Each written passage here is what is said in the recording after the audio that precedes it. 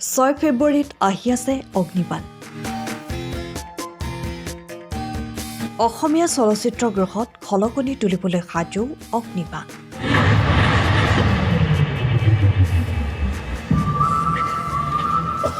মুক্তিৰ পূৰ্বে চৰ্চাত যতীন বৰা অভিনীত চিনেমাখন।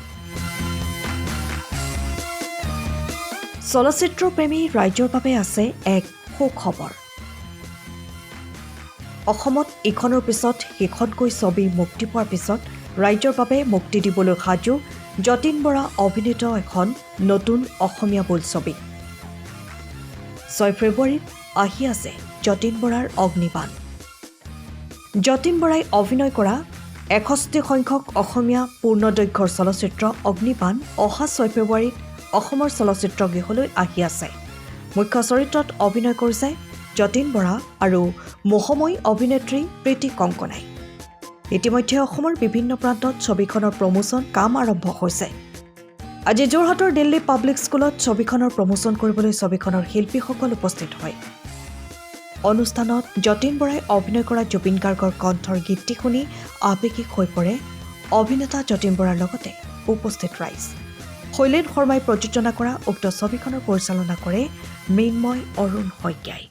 এণ্টাৰটেইনমেণ্ট ফিল্মছৰ ছেকেণ্ড মুভি আৰু ইয়াৰ আগতে শ্ৰী ৰঘুপতি প্ৰসাদ এখন আৰু খুব ভাল লাগিছে। এটা সুন্দৰ যতীন দাই ক'লে নৱপ্ৰজন্মৰ নৱাগত এটা টীম, খুব সৰু সৰু ল'ৰা আজিকালি যেনেকৈ আগৰ মিলেনিয়াম যুগ আছিলে, এতিয়া জেন জি, আমিতো জেন জিতে পৰিম আৰু জেন আলফা, গোটেইকেইটা আজিৰ জেনেৰেশ্যনৰ এখন চিনেমা। ট্ৰেইলাৰ চাই চাগে গমেই পাইছে, খুব এনেকুৱা পেনপেনাই বা পেঘেনীয়া একো এটা চৰিত্ৰই নাই। প্ৰত্যেকটো বস্তুৱে খুব সুন্দৰকৈ স্পষ্টভাৱে আৰু খুব ক্ৰিস্পকৈ ধৰি লোৱা হৈছে আৰু যতীন দা অলপ বেলেগ ধৰণৰ কেৰেক্টাৰ আৰু মোৰো কেৰেক্টাৰটো বহুত বেছি মোৰ কৰি ভাল লাগিছে। অলপমান বেলেগ এটা সোৱাদ পাব। নাৰী মানে যে অকল চকুলো টুকি বা এইবিলাক এনেকুৱা কৰিলেই যে নহয়, স্বাভিমানী আজিৰ যুগৰ নাৰী খুব স্বাভিমানী, খুব ষ্ট্ৰং আৰু খুব সাহসী হয়। কেৰেক্টাৰটোৰ যোগেদি প্ৰকাশ পাইছে আৰু মোৰ এই কেৰেক্টাৰটোৰ পৰা বহুতখিনি মহিলাই এটা যে চেপা, এটা যে হেঁচাত সহ্য কৰি থাকে, সেইটোৰ পৰা ওলাই আহিবলৈ সাহস পাব।